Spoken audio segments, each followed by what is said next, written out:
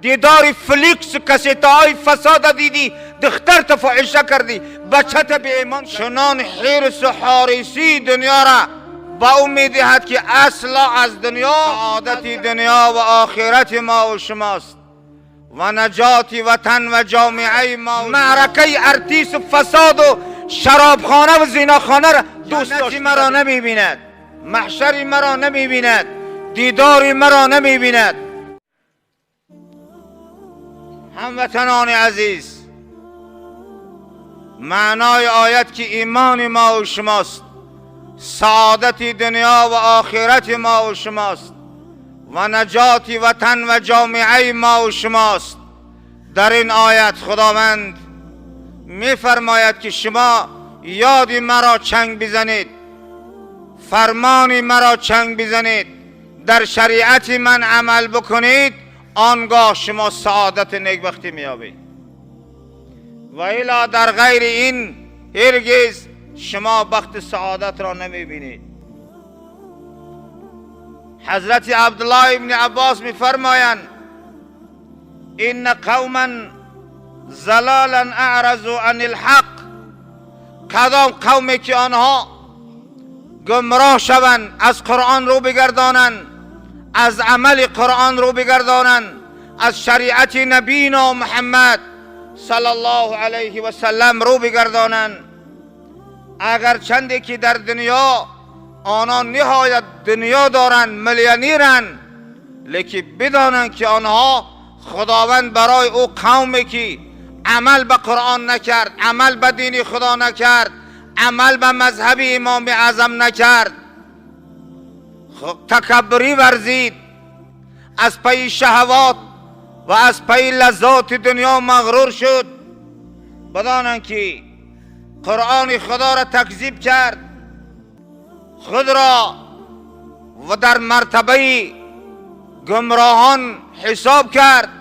الله تبارک و تعالی او را اگر چند نان دارد، ماشین دارد، دولت دارد، از پی شهوات رفت، خدا در همه دنیا او را خارج میکند. او نیکبختی را نمیبیند، او سعادت نمییابد، آبرو نمییابد، شرف نمییابد. این را باید بدانیم ما و شما. بعضیا گفتن و من اعرض عن ذکری فإن له معیشة ضنکا یسلب القناعة حتی لا یشبع. کسی به قرآن ایمان نآورد، به قرآن عمل نکرد، خداوند چنان حرص و حاریصی دنیا را با او میدهد که اصلا از دنیا، از جمع کردن دنیا و از شهوت دنیا او سیر نمی کند، همون حاریصانه منبره می رود. همیتا نیست؟ آیا شما دیده اید دنیا چه خیلی حاضر؟ آنانی که از پی دنیا هن اصلا سیری را نمی بینن، علاوه شهوت طغیان آنها خاموش هم نیست، از همه دنیا به بهره منبرن می روند، لذت حیات را نمی بینن. ببینی را و کلما اعطیت عبد قل ام کسر فلم ينفق الله فيه فلا خیر فيه. کدام کسی را من خداوند بفرماید مال بدهم، خوب بسیار بدهم، کم بدهم، در غیر رضای من آن را انفاق نکند، او هم خیر و برکت عمر را نمیبیند، او را نمیبیند. و کانوا اولی سعة فی الدنیا، زنک معیشه همین است.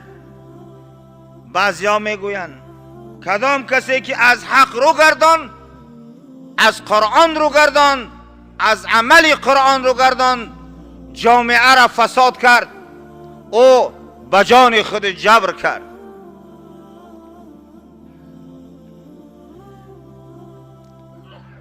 برای همین میگویند که در روز قیامت و نحشره یوم القیامت اعما، در روز قیامت او را من کور خلق میکنم. خداوند بفرماد در روز قیامت من او را کور خلق میکنم، جنتی مرا نمیبیند، محشری مرا نمیبیند، دیداری مرا نمیبیند.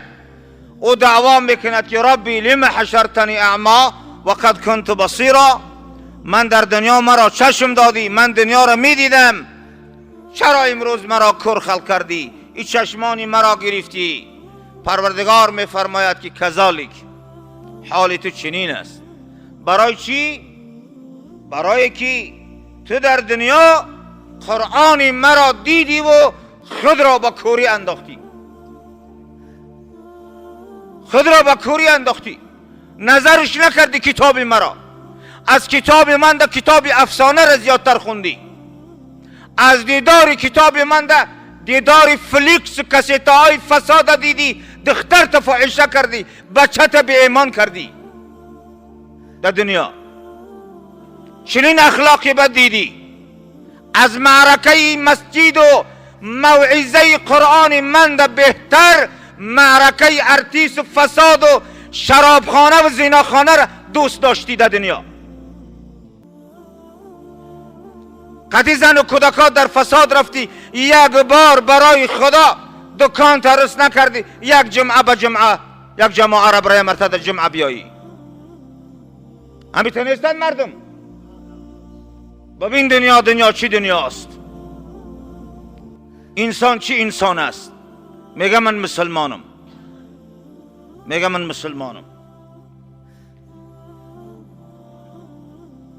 فیقال له لما عرضت عن آیات الله و تناسیتها، شنویدی لیکن خود را به نسیان انداختی، گفتی چون نمیدونم، و حالا که والله میدونستی گفتی که نمیدونم. شنویدی گفتی تا الان خبر ندارم. خود را چنان جاهل و نادان از احکام کتاب او، از ذکر و دعوت او خود را دور داشتی. برای همین میگوید نسیان قرآن کردی. بعضی ها میگویند کدام قاریه که قرآن را محنت بکند، بابا پدرش و مادرش قرآن از یاد بکند، سوره قرآن از یاد بکند، فاما نسیان لفظ القرآن مع ما فما والقیام بمقتضا.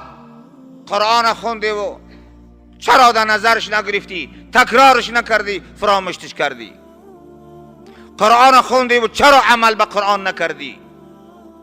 اینا هم در تحت آیتن. برای همین مردم یظن بعض ابناء هذا العصر انهم وصلوا الى اقصى المدنیه التي تضمن لهم السیادة على العالم اجمع. بعض انسان ها گمان میبرن ما با مدنیت رسیدیم. در زمان دموکرات آزادی ما خیلی به مدنیت رسیدیم، یک خونه های کرسکه کردگی افتیم، این قرار رنگ دیده است، همون رنگ فریبش کرده است. همیتا نیستم امروز کرسکه فریبش کرده است. میگه ما به مدنیت رسیدیم، سیادت بر عالم، از همه عالم پیش رفتیم. خونه ها معشفی بالاش تنکگی آهنی شده است. تحت شعارات الحریه، در تحت شعار آزاد ما که آزاد زندگی داریم و مساوات، برابر حقوق شدیم، هم از زنکا و مردکا. عدالت انسانی قومی، همه قوم و قبیله ما برابر شد. این را حیات میدانن، در حالتی که نمیدانن آیا این حریت و آزادی برای ملت چی نتیجه آورده است. چی نتیجه آورده است؟ فساد بالای فساد، علاوه فساد در لب دریاها، در میان باغها، در کوچه ها و در رستوران ها، زنا و فاحشگی ها، بی‌ادب و بد اخلاقی ها، شرمندگی ها و خودکشی ها و خودسوزی ها. در ببین نتیجهش همیتری است. بس همیتر نیست مسلمان ها. نمیفهمی شما؟ آیا چنین نیست در عالم امروز؟ گمان برن که ما مدنیت یافتیم، ما آزادیم. شکل آزادی در دین اسلام است، در دین اسلام است. بنابراین از قانون قرآن کدام جامعه و ملت قومی از قانون پاکی و پاکیزگی، عدالت و انصاف رو گرداند، او قوم به غضب خدا مبتلا، شرمنده و رسوا خواهد شد. او قوم پلاو ترا آبروناک نمی کند. هیچ کاغذ بسیار قطعی تو به آبرو نمی رسی، تو سعادت و بخت نمی آوی. میگو اما دین فی نظره مستقیم، گمان میبرن که اسلام در نظر اونا یک کسل ای، چنانچه اتیستای قدیم آنها میگفتن دین افیون ای. کلمه شعاراتشون بود. فإنه لا علاقة له بهذه المدنیة الحاضرة. گمان میبرن که دین اگر مردم در راه راستی تعلقات کتاب الله و سنت رسول الله بروند، او به مدنیت حاضره ما یگان علاقه نداره. این کار ما دیگر است، او کار اونا دیگر است. نمیدانند که یا بندگان خدا هن، امتان محمد مصطفی هن، آسمان و زمین از خداست، آب روان از خداست، دریاها از خداست، ما بندگان خدا، جان از خداست. یفعل الله ما یشاء و یحکم ما یرید. الله چیزی بخواه حکم میکنه. میخواه باران میتیه، نمیخواه نمیتیه. در یک زمان اگر ما فساد کنیم، غضب خدا بیایه چپش کنه، یگان دولت و حکومت، یگان قانون در درگاه خدا قدری نداره. طرفت العین جهان بر هم زند، کس نمیتاند که اینجا دم زند. در یک مجزدن اگر چپش کنه، کی میتانه که گپ زنه؟ کی میتانه؟ کی میتانه؟ دنیا کیه؟ دنیا تو بنده کیستی؟ تو بخواهی، اگر گفت جمعه گذشته گفتم من شاء فلیؤمن و من شاء